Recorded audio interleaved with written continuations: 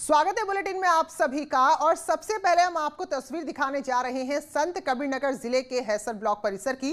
एक कार्यक्रम का आयोजन था, लेकिन देखिए जरा कैसे इस आयोजन में असलहों का प्रदर्शन किया गया। पंचायत चुनाव को देखते हुए ब्लॉक परिसर में ब्लॉक प्रमुख प्रिंस अगम सिंह ने पंचायत जनप्रतिनिधियों के सम्मान समारोह का आयोजन किया था, लेकिन इस आयोजन में असलहों का भी खूब प्रदर्शन हुआ। नियम कानून की परवाह किए बगैर असलाधारी अपने असलहों की नुमाइश लगाते रहे। कार्यक्रम के दौरान पुलिस भी मौजूद थी, लेकिन उसके बावजूद किसी को भी नियम का कानून का कोई डर नहीं था। वहीं इस पूरे मामले में पुलिस ने भी कोई कार्रवाई नहीं की। अधिकारी भी कुछ बोलने से बच रहे हैं। ये तस्वीरें जरा देखिए, खुलेआम यहां पर असलहा लेकर लोग पहुंचे हैं। तो असलहों का जो प्रदर्शन यहां पर हुआ है वो संत कबीरनगर के इस इलाके में आपको देखने को मिल रहा है। सम्मान समारोह के दौरान भाजपा कार्यकर्ताओं ने जमकर असलहा प्रदर्शन किया। असलहा प्रदर्शन के दौरान पुलिस वहां मौजूद रही, पर मूक दर्शक बनी रही। वहीं इस पूरे मामले पर पुलिस के आला अधिकारियों से जब बात की गई तो वो कैमरे पे कुछ भी बोलने से साफ इनकार करते नजर आए। अमित अगई, न्यूज 18, संत कबीरनगर। अमित हमारे सहयोगी बने हुए इस वक्त संत कबीरनगर से हमारे साथ। तो अमित, पुलिस भी है, लोग भी हैं और असलहे बड़े आराम से यहाँ पर दिखाए जा रहे हैं। क्या कुछ कार्रवाई हो रही है या अब भी अनदेखी कर रही है पुलिस? जी बता दें कि ये जिस तरीके से सरकार ने असलहा प्रदर्शन या हर फायरिंग पे रोक लगा रखी है, उसी को ताक पर रखते हुए घंटा तहसील क्षेत्र के हैसर ब्लॉक में सम्मान समारोह का आयोजन हुआ। और जिस समारोह में भारी भीड़ इकट्ठा हुई थी, उसमें बीजेपी कार्यकर्ताओं ने असलहा प्रदर्शन इस कदर किया कि उन्हें कोई डर नहीं था कि कानून क्या है, किस तरीके से कानून। वहीं पुलिस मौजूद रही, लेकिन इस पर कोई कार्रवाई नहीं करती रही और पुलिस मुक्त दर्शन बनी रही। फिलहाल इस मामले पर अभी तक कोई भी कार्रवाई नहीं की गई है। जी, तो यहाँ पर कोई कार्रवाई नहीं हुई। बहुत बहुत शुक्रिया आपका जानकारी के लिए।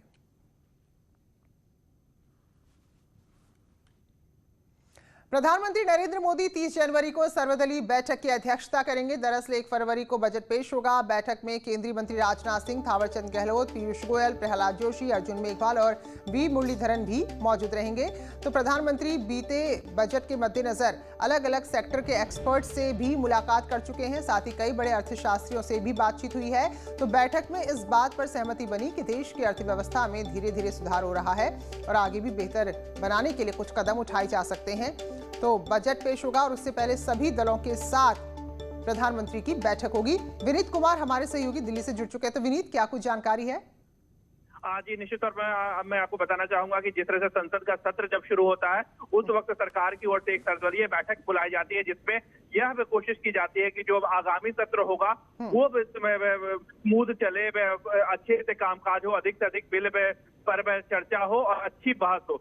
इसी कड़ी में अगर हम देखें कि 29 तारीख को संसद का जो बजट सत्र है वो शुरू हो रहा है, राष्ट्रपति के अभिभाषण के साथ शुरू होगा और 30 तारीख को प्रधानमंत्री नरेंद्र मोदी के नेतृत्व में सर्वदलीय बैठक होगी, जिसमें सभी दल के जो नेता हैं वो यहाँ पर भाग लेंगे और अपनी अपनी बात रखेंगे। वहां पर प्रधानमंत्री की ओर से यह अपील की जाएगी कि जो सदन का कामकाज है वो सुचारू तौर पर चले और अधिक से अधिक सदन का काम हो, अधिक से अधिक प्रोडक्टिव हो, क्योंकि संसद का जो सदन होता है वो बिल पर चर्चा करने लिए होता है, न कि शोर शराबे के लिए होता है। तो प्रधानमंत्री की ओर से यह अपील की जाएगी कि अधिक से अधिक काम काज जो हो।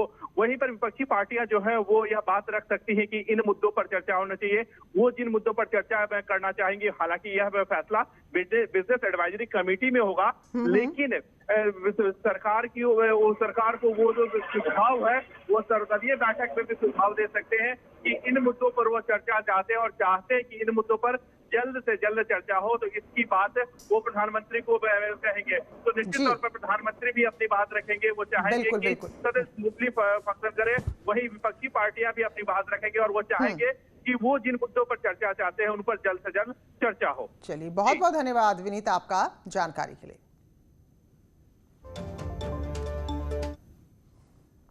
आगे बढ़ेंगे तो कोहरे का मौसम है, यानी कि हादसों का मौसम है। खबर ललितपुर से है, जहां कोहरे की वजह से भीषण सड़क हादसा हो गया। 2 बसें आपस में टकराई और लगभग 24-25 यात्री घायल हो गए हैं। सदर कोतवाली के अंतर्गत NH 44 पर यह हादसा हुआ है। झांसी और इंदौर बस की भिड़ंत हुई है। घायलों को अस्पताल में भर्ती करा दिया गया है। तो इंदौर से ये बस आ रही थी। बालाजी बस नेहरू महाविद्यालय की दीवार तोड़कर अंदर घुस गई। भारी पुलिस बल भी मौके पर है। तो ये हादसा हुआ है, दो बस आपस में टकराई हैं जिसमें 24 लोग घायल हुए हैं। तो एक बस खड़ी थी जिसको पीछे से आ रही दूसरी बस ने टक्कर मार दी और वो बस दीवार तोड़कर अंदर जा घुसी है। सदर कोतवाली के NH 44 का ये मामला है। और दूसरी तस्वीर जो आप देख रहे हैं ये उन्नाव की तस्वीर है, जहां रोडवेज बस में पीछे से बस टकराई है। 10 से ज्यादा लोग यहां भी घायल हुए हैं और यहां भी कोहरे में रफ्तार का कहर देखने को मिला है। तो रोडवेज की बस थी जिसे पीछे से एक बस ने टक्कर मार दी। तो पहली जो तस्वीर देख रहे हैं आप, यहाँ 24 लोग घायल हुए हैं। दूसरी जो तस्वीर देख रहे हैं हादसे में, यहाँ 10 लोग घायल हुए हैं।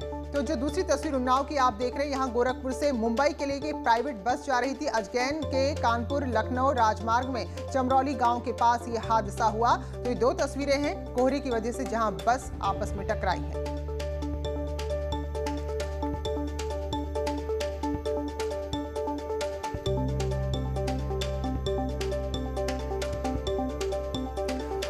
और खबर बुलंदशहर से है, जहां पक्षियों की एक के बाद एक हो रही मौत से इलाके के लोग डरे हुए हैं, चिंतित है। यहां शिकारपुर में 13 कौवे और 2 बगुले मृत पाए गए हैं।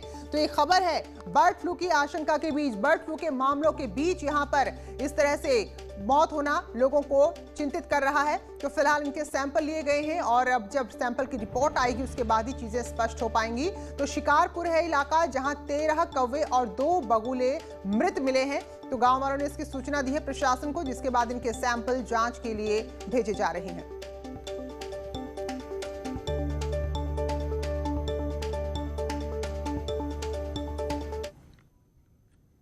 तो मौसम की बात करते हैं तो पूरी तरह से मौसम बदला हुआ है। ठंडी हवा भी है, कोहरा भी है और एक बार फिर लखनऊ और उसके आसपास के इलाकों में तापमान काफी गिर गया है। तो ये तस्वीरें देखिए जरा कि कितना कोहरा है जिससे सड़क पर निकलना मुश्किल हो गया है। हमारे सहयोगी राजीव सिंह ने मौसम का जायजा लिया है। लगातार बारिश का असर मैदानी इलाकों में भी पड़ता नजर आ रहा है, जिसके चलते उत्तर प्रदेश के पूर्वी व पश्चिमी इलाके के साथ ही साथ राजधानी लखनऊ में भी इस वक्त घना कोहरा देखा जा रहा है। आप देख सकते हैं कि इस वक्त राजधानी लखनऊ में घना कोहरा पड़ रहा है। जो विजुअलिटी है वो 50 मीटर के आगे क्लियर नहीं है। ऐसे में मौसम वैज्ञानिकों का मानना है कि ये जो बदलाव है ये एक तो पहाड़ों पर लगातार हो रही बर्फबारी का असर है, तो वहीं दूसरी ओर जो उत्तर पश्चिम से सर्द हवाएं चल रही हैं उसके चलते तापमान में भी एक बड़ी गिरावट आई है। ऐसे में ये मौसम आने वाले दिनों में भी देखने को मिल सकता है और यही कारण है कि मौसम विभाग की इस अलर्ट के बाद राज्य सरकार ने भी इस ठंड से निपटने के लिए जहां स्थानीय प्रशासन को प्रमुख चौराहों पर अलाव जलाने के निर्देश दिए हैं, तो वहीं इस दौरान गरीब और असहाय लोगों को ठंड से बचाने के लिए जगह जगह कंबल वितरण कराने का भी मुख्यमंत्री योगी आदित्यनाथ ने निर्देश दिया है। कैमरामैन रवि गुप्ता के साथ राजीव प्रताप सिंह, न्यूज़ 18 लखनऊ।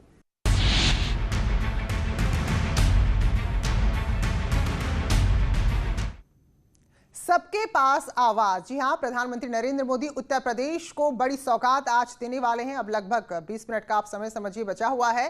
पीएम आवास ग्रामीण योजना के तहत 6 लाख से ज्यादा लाभार्थी हैं जिनको उनका घर बनाने में, आशियाना बनाने में आर्थिक मदद दी जाएगी। प्रधानमंत्री यूपी के 5 जिलों के लोगों से इस दौरान संवाद भी करेंगे, जिसमें सीएम भी शामिल होंगे। प्रधानमंत्री मोदी पीएम ग्रामीण आवास योजना के तहत उत्तर प्रदेश के 6 लाख से ज्यादा लाभार्थियों से संवाद करेंगे। पीएम करीब 2691 करोड़ की आर्थिक सहायता भी देंगे।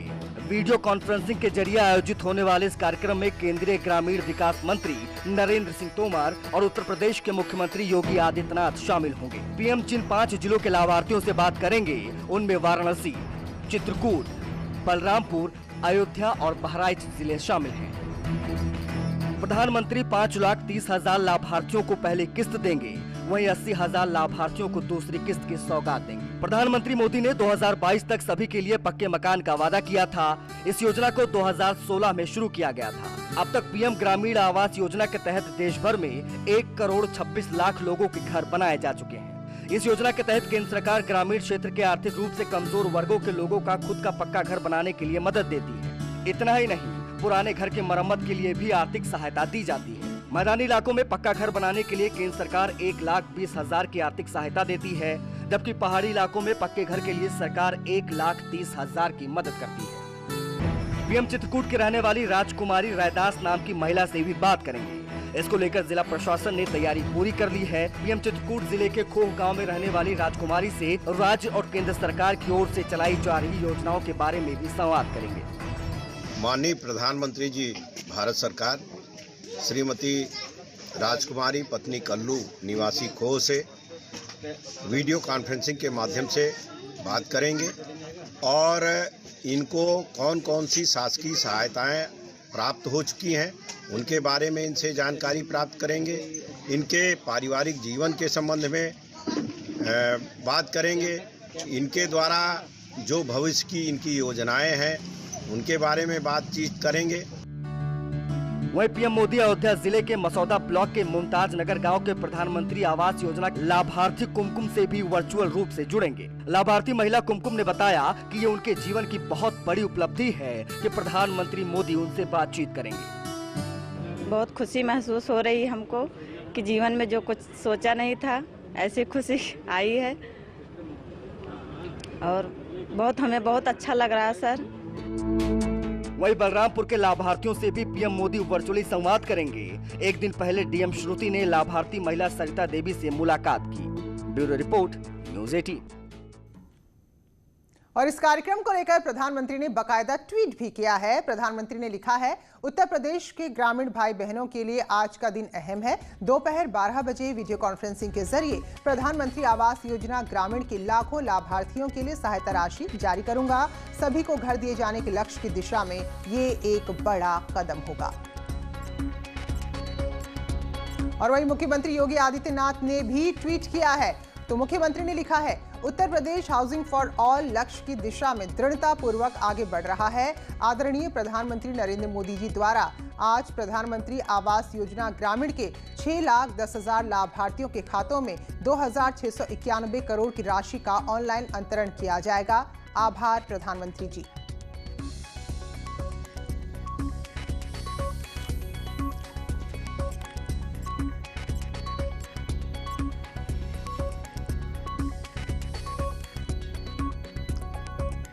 तो हमारे सहयोगी जो अलग अलग जगह से हमारे साथ जुड़े हुए हैं, रुक करेंगे। लखनऊ से अनामिका जुड़ी हैं, रवि हमारे साथ जुड़े हैं वाराणसी से, और साथ में सर्वेश बलरामपुर से जुड़े हैं, जबकि अखिलेश चित्रकूट से हमारे साथ जुड़े हुए हैं। तो अब बहुत कम समय बचा है जब प्रधानमंत्री जुड़ेंगे वर्चुअली। तो जरा अखिलेश बताइए, क्योंकि चित्रकूट की भी महिला हैं जो जुड़ने वाली हैं आज इस कार्यक्रम से, क्या कुछ तैयारी यहाँ पर है?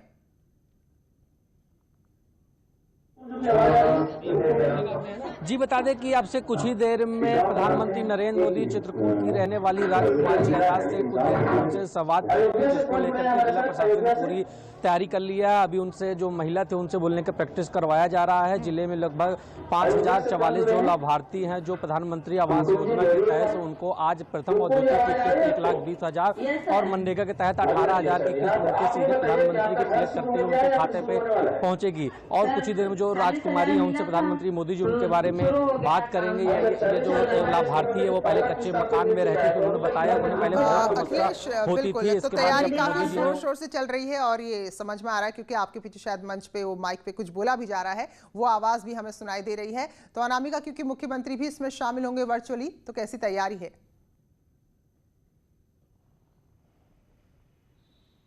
और देखिए, उत्तर प्रदेश के 5 जिले ऐसे हैं जो इस योजना के जरिए लाभान्वित हो रहे हैं और मुख्यमंत्री योगी आदित्यनाथ भी अपने आवास से वर्चुअली इस कार्यक्रम में जुड़ने वाले हैं। राज्यपाल जो आनंदीबेन पटेल है वो भी इस कार्यक्रम में वर्चुअली जुड़ने वाली हैं। महत्वपूर्ण ये है नीलू कि पिछले दिनों प्रधानमंत्री आवास योजना के तहत सबसे ज्यादा आवास निर्माण के लिए उत्तर प्रदेश को ने पहला स्थान हासिल किया था और यूपी को इसके लिए अवार्ड भी मिला। और आज भी आप देखिए कि जो 5 जिले हैं यूपी के जहाँ पे योजनाओं का लाभ मिलना है, वहाँ पे पीएम संवाद भी करने वाले हैं लाभार्थियों से कि उनको इसकी किस्तें मिल रही कि नहीं मिल रही है, आवास कैसा बन रहा है।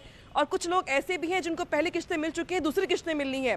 तो इस योजना के तहत जहां पे सभी के लिए घर का जो एक एजेंडा है केंद्र सरकार का, उसके तहत आज का दिन काफ़ी महत्वपूर्ण होने वाला है, क्योंकि आज भी लाखों लाभार्थी ऐसे हैं जिनका सपना था कि खुद का उनका आवास हो और आज उन्हें पहली किस्त मिलने वाली है, और कुछ लोग ऐसे भी हैं जिनको दूसरी किस्त मिलने वाली है। तो ये कार्यक्रम यूपी के लिहाज से काफ़ी महत्वपूर्ण है और जो लाभार्थी जिन जिलों के लाभार्थी हैं वो पहले से ही तैयार। बिल्कुल। रवि हमारे सहयोगी वाराणसी से जुड़े हैं। तो रवि, कोई भी कार्यक्रम प्रधानमंत्री का हो तो यहाँ की कुछ अलग ही हलचल होती है, तो फिलहाल किस तरह की तैयारी है?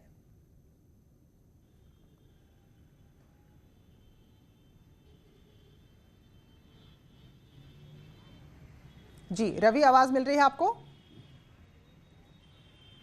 हाँ जी बिल्कुल। देखिए, जब प्रधानमंत्री किसी भी योजना को जनता तक पहुंचाते हैं तो उसमें वो योजना की हकीकत जानने के लिए खुद जनता से संवाद करते हैं और इसमें उनका संसदीय क्षेत्र काशी के भी जनता शामिल होती है। और आज कमला देवी उसी कड़ी में एक तस्वीर है और कमला देवी उन 8 लाभार्थियों में से एक है जिनको आज पहली किस्त दी जाएगी। और इसके अलावा मैं आपको जानकारी दे दूं कि पीएम आवास योजना के अंतर्गत शहरी इलाकों में लगभग 17,000 आवास का लाभ मिल चुका है और ग्रामीण इलाकों में लगभग 13,000 आवास का। तो कुल पिछले 5 सालों में 30,000 आवास का योजना जो है लाभ मिल चुका है। और अब जो नए कड़ी में किस्त शुरू होने जा रही है उसमें 6,000 लोगों को चयनित कर दिया गया और इसमें से आज 8 लोग पहली किस्त लेंगे, जिसमें से कमला देवी एक है और पिंडरा इलाके की रामनगर की रहने वाली कमला देवी हैं। कुछ ही देर में पीएम नरेंद्र मोदी उनसे बात करेंगे और हकीकत जानेंगे कि जो आवास योजना है उसकी हकीकत क्या है, क्या आपको कोई दिक्कत तो नहीं है। 3 बातों को लेकर के उनकी बात कमला देवी से शुरू होगी। बिल्कुल रवि, ये बड़ी बात है क्योंकि योजनाएं तो शुरू होती रहती लेकिन धरातल तक क्या सही तरीके से पहुंच रही हैं, ये भी यहाँ पर सुनिश्चित किया जा रहा है। बहुत बहुत शुक्रिया हमारे सभी सहयोगियों का हमारे साथ जुड़ने के लिए। तो प्रधानमंत्री